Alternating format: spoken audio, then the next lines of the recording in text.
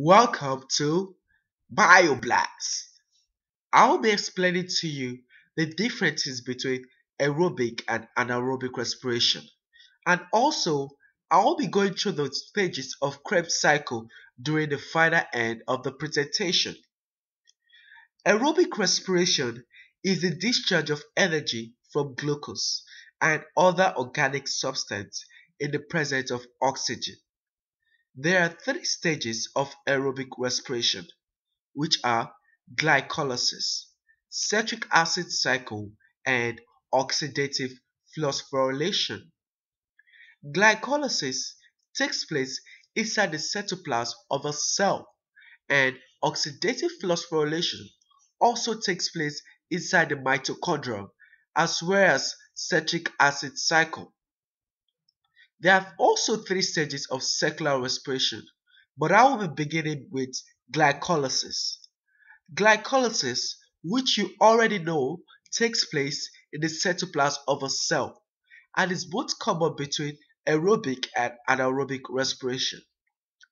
Glycolysis literally means glucose is split, and the 6-carbon glucose molecule is then broken down to a 3-carbon glucose molecule of pyruvic acid. This creates a net gain of 2 ATP.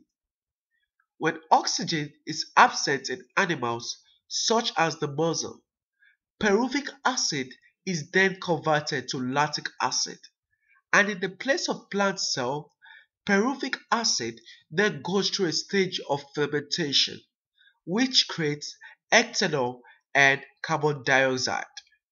Then, when oxygen is present, pyruvic acid then enters the mitochondria through the fluid matrix for the final stage of Krebs cycle.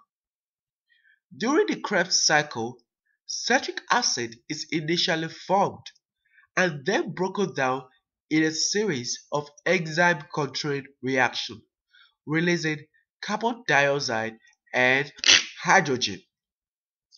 This is passed along by a hydrogen carrier molecule, also known as NADH, and then sent to the ETC to be sent into the inner membrane of the mitochondria for the final stage of the respiration.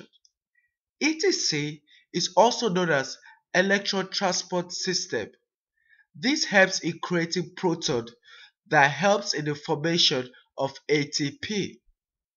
When hydrogen molecule is passed along, a molecule of ATP is then formed from ADP and the phosphates.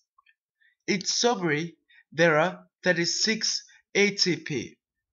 32 comes for the chromosome system, while 2 ATP comes from glycolysis. And also, aerobic respiration produces 32 ATP and anaerobic respiration produces 4 ATP. This makes it quite impossible for us to keep up with anaerobic respiration for so long because mostly there are activities that we can't do without oxygen. We need oxygen to survive, and anaerobic respiration has little or less to do with oxygen. And for the part of aerobic respiration, this makes it quite clear to us that it is more efficient in creating ATP than anaerobic respiration. During the Krebs cycle, citric acid is then formed. This is formed when we invest 2 ATP from adenosine triphosphate to each side of the carbon chain. Then we invest 2 phosphates, 1 phosphate on both sides of the carbon.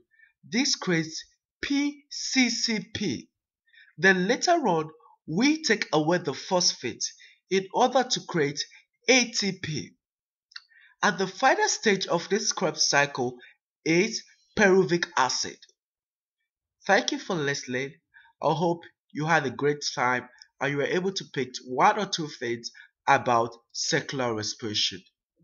Bye, campers.